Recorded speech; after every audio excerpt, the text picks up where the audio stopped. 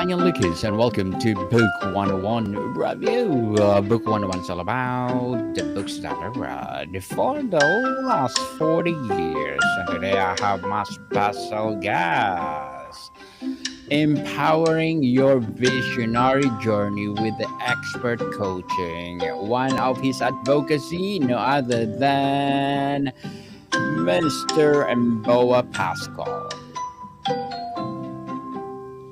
Hello, Welcome, hello, hello. yes, welcome, Mr. Mboa on Book 101 Review. And can you please introduce more about yourself that I miss? Oh, thank you so much, man, for having me. Before I say anything about myself or the people that keep me in business for 7+ years now, I would love to say, man, congratulations for the job that you're doing. Like you're reviewing, I don't know, 14, like you said, books for the past 14 years. I'm like, this is genius. It's like we're gonna have some books to review. And not only that, because of you, you expose people to books that they never read before, but you also give them the opportunity and the chance to see the book in a different, very different perspective. That's great. That's a genius work. And not even talking about the fact that I heard that your show is present in more than 40 country, 100 something country. Man, you're doing good job. Yes, So thank it is you. a pleasure for me. It is really a pleasure for me to be here. In a matter of what I do, maybe this is a story, but 7 years ago, 8 years ago, so I started a journey as a visionary leadership and trainer coach, right? So the people who keep me in business for 7+ years are the people who want to know a little bit more about themselves. So we had this conversation just a moment before we went live, and I was trying to tell you that I believe that relationship is supposed to be at the center of all conversation, business wise or personal. It is a matter of relationship. So what we do for, I mean, what I do with my company for 7+ years today is just to help people to understand themselves a little bit better. And we use science for that. So we have an assessment where we give to people in 8-10 minutes to take the assessment. We have a report of 22 pages where someone can, for the first time of their life, really having something in front of them where they can learn a little bit more about themselves than just having a cousin or a brother or a sister telling you you're great at this, you're great at that. So that's what we do in a nutshell. Mr. Mboa Pascal, thank you so much for sharing your knowledge and wisdom to the world. And today let's talk about turn your wiring into growth engine at work and at home. Tell us what it's all about. All right. So first of all, you have to understand that as human being, we are wired naturally or adaptive. Okay. So there are some characters, and we call it traits, that define a human being from the moment that they are able to reason, right? So when we're talking about wiring, what do we try? What are we trying to say? We're trying to say the way that you see someone solving a problem is part of their character. The way that you see people creating relationship around them has something to do with their wiring. The way that you see someone pacing their work, you know, or the way that you see someone respecting or coping with the rules and regulation that have been set by other people is definitely part of their wiring, right? So when we're saying that, well, turning your wiring into a growth machine, what we are saying is that, well, understand a little bit better how you solve problem as an individual, right? So we think that we solve problem just like that. No, there is a canvas, there's a way, there's a path, there is a pattern. If you look at how you solve problem personally, you Daniel Lucas, you will see that there is a pattern that you have been using to solve a certain kind of problem. Now, instead of it to be something like a surprise or something that is unknown to you, you want to know that's self-awareness. You want to know, and each time that you gonna face a certain kind of situation, instead of you panicking, instead of you being like clueless, you already know exactly what that pattern is. And this is the most important, you have the full decision if you want to use that pattern in that situation or you don't. Because here's the problem, people, because they have a pattern, they just use the same pattern everywhere, even when it doesn't work, right? So you know that we know that we are all different. So the way that I would deal with you, for example, is not supposed to be the same way that I deal with someone else. But remember, I have a natural pattern and an adaptive pattern. So when I get into a business or a personal relationship with you, and we are talking about that specific situation, it is up to me, if I have the self awareness, to take the right pattern according to who you are, to plug it in our situation, our relationship. Mr. Mboa, when you talk about our wiring, are you Yeah. referring primarily to a neuroplasticity, our cognitive biases, our personality tendency, or a combination of all this? How would you define it? That's it. Not neuroplasticity, because I don't push it too far, right? Is very basic. Personality style, right? Personality style, cognitive, yeah, bias. That those are the things that we use. Those are the terms. We don't go with neuroplasticism or neuro. No, we don't go with that. We stay with something that is basic that people. Because first of all, I'm not really passionate about neuroplastic and all those things. Like I do what I do. I let other people, professional, do what they did. But yeah, personality type personality style, behavioral patterns, you know, that's what we're talking about here. Habits, yeah. Hmm. What does a brain operating as a fixed system look and feel like versus a one operating as a growth engine? What is the fundamental shift? Now, I'm not sure that I got the question. Could you just reformulate the question? So, what's the brain operating as a fixed system? Just like a versus one operating as a growth engine, or it's like a fundamental shift?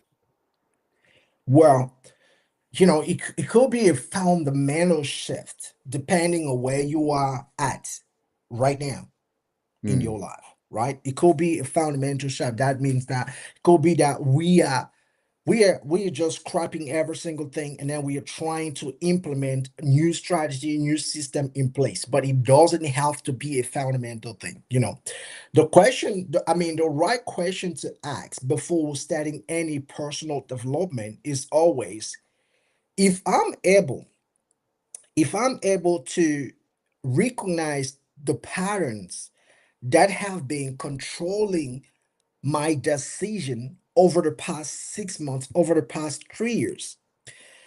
I want to ask my that question is those patterns, or if you want, is the pattern still serving me? That is the ultimate question, right? Because some people have been functioning the same way for the past 20 years. And I'm pretty sure that in your relationship and your circle, you always, you heard someone saying, "This is who I am." I being just like that. If you don't want me this way, you just find someone else, right? Yes. That's it. So we want people to be so conscious of who they are at the moment they are talking, based on the situation and in the environment in which they find themselves, so they can ask the question, is the pattern still serving me or it is destroying me? If it's serving you, well, we don't have that much things to do. Like, the only thing that we can do is to make sure that we cover your blind spot, and when we give you strategies and system that allows you to protect that, because that is something that is helping you. If the pattern doesn't serve you anymore and then is only destroying you, well, That's where we come to what you say. We have to scrap that and then make sure that we implement something new. From a neuroscience perspective, what is actually happening in the brain when successfully rewired for growth? Is it about creating new neural pathways or regulating the brain itself or something else? Now, say it again. Sorry. For I just want to make neuroscience, sure that I get your question right. yes, for a neuroscience perspective, what Yeah. is actually happening in the brain when we successfully rewire for growth? Is it about creating new neural pathways or regulating the brain or something else? It could be about again is almost the same question. It could be about regulating, or it could be about creating a new pathway, right? It depending. That's what I'm saying. I mean that's almost the same question. It depends on who we are talking about, where the person is at at the moment we're having the conversation in their life, and where they want to take their life, right? So some people, yes, some people need to create some new path. Some people just need to regulate. Some other people, they just need over control. They just need to have control over whatever they are doing. So it is like this in general is a complex question to answer. But if you have an individual in front of you, that's that's more easy because you can analyze first of all where the person is, what the person is trying to achieve, right? And then the difference or the gap in between both will let you know what you want to do. Oh, Mr. Mboa, what does the practical process of reframing limiting belief into empowering one look like on a daily basis? Can you give us an example formula? sure, sure. So I would say one of the easiest framework that we actually we use in our coaching session is probably it's gonna be the 5A, right? So you have to go through the 5A, which is the first thing is awareness. It's always awareness. You want to be aware. What do you know? How much do you know about yourself? Right? What do you know? How much do you know about yourself? The second thing is gonna be acceptance. That's another challenge. Is like now that you know, okay, we brought some information to your knowledge. We brought some information to your knowledge. Now you know that you're someone who I don't know. You know like you're someone who likes to fight. Like you're always ready to fight. Right now you know. Do you accept that that is how you have been behaving the past 6 months, the past 3 years? Some people say no, so we will have to go a little bit deeper into the coaching and then the training and then the research. I told you is backed by science, so we will have to pull out the data and analyze with the person.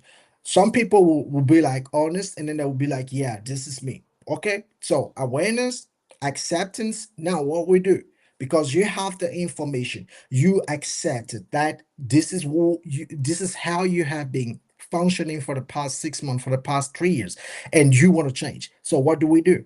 Adjustment. That's the three. That is the third A. So we will have to implement some strategy. We will have to find out a routine. But here's one of the point that is really important. We've seen, and for me, in 8 years now in this business, I've seen people waking up in the morning and going to YouTube, googling routine of a famous person that they will implement in their life. So they will say, "Oh, I've seen this famous person wakes up at 5 a.m. in the morning and then goes for a run, and after that they get their coffee, and after that they do some writing. I've seen this other person, doing yoga at 6 o'clock." With my practice in my coaching with my client, I say for you to become successful, you don't have to imitate, you don't have to implement the strategy or the routine of someone else because every single person is different. And this is the advantage of knowing exactly how your wiring function because therefore you can draft or craft a strategy not based on someone else's routine but based on your proper behavior, based on your patterns. You can use your own personality and behavioral patterns to craft your own routine. And the chances for you to be successful with that is because it belongs to you. You know, your brain is not going to be hijacked when you bring a strategy that is completely different from the way that your brain think. This is already the way that your brain thinks. So when you bring a strategy that respect and honor the way that your brain thinks, it is easy for the brain to embrace that and then say, you know what, I love this strategy, I love this routine, I can, this is sustainable, I can keep doing this for the next 5 years if it serves us. Compared to when you look at YouTube, I don't know, and then you pick one strategy, one routine from someone, and then you just plug it into your own life. Sometimes it doesn't work well. So the third A is adjustment, right? And then once you start the adjustment, all you need is you need some accountability. You need someone to make sure that you say what you do what you said you're gonna do the way that you say you're gonna do it. Mr. Mbo'a, as an entrepreneur, what are your short-term and long-term goals? Oh, as an entrepreneur is always the short-term goals. I told you I was